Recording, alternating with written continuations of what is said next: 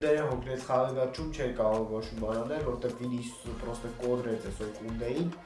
իսկ Յամալը ալարում էր օգնել Կունդեին, Յամալը вообще ամեն ինչ էր ալարում, չնայած Յամալը вообще չկար դաշտում, ոչ չստացվեց, Էրիկ Գարսիան չպիտի խաղար, ու երկրորդ թայմից կարող մտներ Արաուխո Կուբասի պարն, երբ որ Արաուխոն մտավ, մենք вообще ոչ մի բան չկարծավ անի Ռեալը,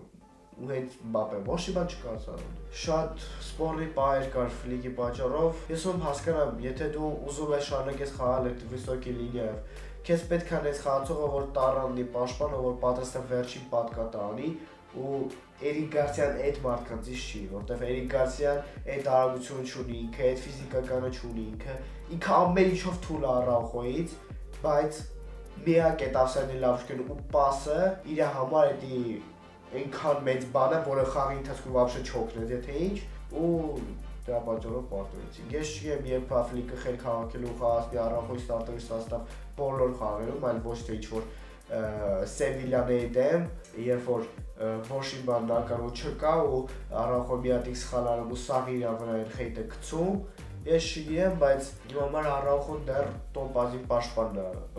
Բարսելոնայի, ես Կուբասին էլ եմ սիրում, բայց այսօր ինքն է շատ մեծ քանակությամբ սխալներ արեց, ոչ թե ընդհանուր պաշտպանությունն էր վատ, երբ որ Արաուխոն վերջին 15 րոպեին մտավ, այդ ժամանակ արդեն ավելի լավ սկսեցին խաղալ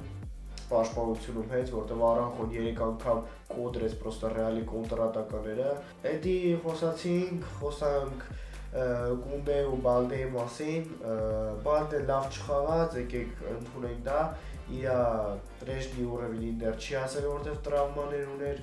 տրավմա ուներ, նորմալ է, ոչինչ։